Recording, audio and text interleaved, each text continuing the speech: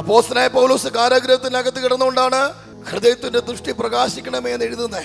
ഇദ്ദേഹം ഈ ലേഖനം എഴുതുമ്പോൾ കാരാഗൃഹത്തിന്റെ പുറത്ത് ഒരു കുഴപ്പമില്ല എന്ന് പറയുന്ന വിശ്വാസികളെല്ലാം പറയും, Lord do A miracle and bring my pastor outside. എങ്ങനെയെങ്കിലും ഒരു അത്ഭുതം ചെയ്ത് എന്റെ പാസ്റ്ററെ പുറത്തേക്ക് കൊണ്ടുവരണമേ എന്ന് ജനമെല്ലാം ഉപയോഗിച്ച് പ്രാർത്ഥിക്കുമ്പോൾ കാരാഗൃഹത്തിനകത്ത് കൈയും കാലും ആമത്തിലാണ്. പ്രതികൂലത്തിനകത്ത് കിടക്കുന്ന ഈ മനുഷ്യൻ ഇപ്രകാരം പറയുക, കർത്താവേ, അവരുടെ പ്രാർത്ഥന നീ കേൾക്കരുത്, പകരം അവരുടെ ഹൃദയത്തിന്റെ ദൃഷ്ടി ഒന്ന് പ്രകാശിപ്പിക്കണം. ഹൃദയത്തിന്റെ ദൃഷ്ടി പ്രകാശിച്ചാൽ ഇവർക്ക് മനസ്സിലാകും, എനിക്ക് അകത്തല്ല പ്രശ്നം, എൻ്റെ പുറത്ത് മാത്രമേ ഉള്ളൂ കെട്ട്.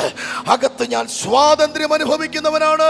പിശാചിന്റെ ഏറ്റവും വലിയ തന്ത്രം നമ്മുടെ കണ്ടീഷനെ റിവീൽ ചെയ്യുന്നു. ആ കണ്ടീഷനകത്തിരുന്നു കർത്താവ് എന്നെ സഹായിക്കണമേ എന്ന് പറയുമ്പോൾ തമ്പുരാൻ പറയും, നോ, നിന്റെ കണ്ടീഷനകത്തിരുന്നു കൊണ്ടല്ല, നിന്റെ അവസ്ഥയ്ക്കകത്തിരുന്നു കൊണ്ടല്ല നീ പ്രാർത്ഥിക്കേണ്ടത്, നിന്റെ സ്ഥാനത്തിൽ കയറ്. നിന്റെ സ്ഥാനത്തിൽ കയറ്.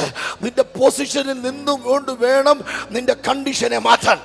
നിന്റെ കണ്ടീഷനെ മാറ്റാൻ, നിന്റെ അവസ്ഥയെ മാറ്റാൻ സ്ഥാനത്തിൽ നിന്നുകൊണ്ട് ഡീൽ ചെയ്യണം.